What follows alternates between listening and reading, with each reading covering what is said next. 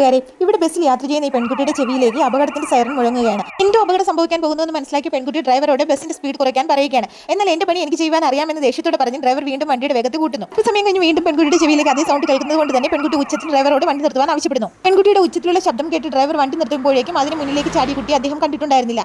എന്നിരുന്നാലും അദ്ദേഹം പെട്ടെന്ന് ബ്രേക്ക് ചവിട്ടിയത് കൊണ്ട് തന്നെ ആ കുട്ടി രക്ഷപ്പെടുന്നു. അതുകൊണ്ട് തന്നെ അദ്ദേഹം അവരോട് നന്ദിയും പറയുന്നു. അടുത്ത ദിവസം രാവിലെ ജോഗിന് പോയപ്പോൾ അവൾ വീണ്ടും അതേ ശബ്ദം കേൾക്കുകയാണ്. അപ്പോൾ നോക്കുമ്പോഴേക്കും കൂട്ടിനുള്ളിൽ അടച്ചിരിക്കുന്ന ഒരു നായയാണ് അവൾ കാണുന്നത്. ഒരു നിമിഷം അതിനെ തുറന്നു വിടണമെന്ന് അവളുടെ മനസ്സ് പറഞ്ഞെങ്കിലും അവൾ കാര്യമാക്കാതെ വീട്ടിലേക്ക് പോയി. എന്നാൽ അന്ന് രാത്രി ആ പെൺകുട്ടിക്ക് ഉറങ്ങാനേ സാധിച്ചില്ല. വീണ്ടും വീണ്ടും അതേ ശബ്ദം അവളുടെ ചെവികളെ ഡിസ്റ്റർബ് ചെയ്തുകൊണ്ടേയിരുന്നു. അതുകൊണ്ട് തന്നെ അന്ന് രാത്രി തന്റെ ഫ്രണ്ടിനെയും കൂട്ടി അതേ സ്ഥലത്ത് പോയി ആ നായയെ അവൾ സ്വതന്ത്രമാക്കുന്നു. അപ്പോഴാണ് അവർ കാണുന്നത് അവിടെ ഒരു നായയ്ക്ക് പകരം 2 നായകളാണ് ഉണ്ടായിരുന്നതെന്ന്. അങ്ങനെ വളരെ സന്തോഷത്തോടെ അവൾ തിരിച്ച് വീട്ടിലെത്തുന്നു. എന്നാൽ വീണ്ടും ആ സ്ഥലവും അതേ ശബ്ദവും അവൾ വീണ്ടും വീണ്ടും ഡിസ്റ്റർബ് ചെയ്തുകൊണ്ടേയിരുന്നു. അതുകൊണ്ട് തന്നെ അടുത്ത ദിവസം പ്രഭാതത്തിൽ ആരും അറിയാതെ അവൾ വീണ്ടും ആ സ്ഥലത്തെത്തുകയാണ്. അവൾ സ്വതന്ത്രമാക്കി വിട്ട 2 നായകളും അപ്പോഴും അവിടെ ഉണ്ടായിരുന്നു. വീണ്ടും അതേ സൈറൻ തന്റെ ചെവികളിൽ മുഴങ്ങിക്കൊണ്ടിരിക്കുന്നത് കൊണ്ട് തന്നെ പെൺകുട്ടി നായകൾ കടുത്തുണ്ടായിരുന്ന കണ്ടെയ്നറിന്റെ ഡോർ തല്ലി പൊട്ടിക്കുകയാണ്. അപ്പോഴേക്കും അതിനുള്ളിൽ നിസ്സഹായരായ 2 പെൺകുട്ടികൾ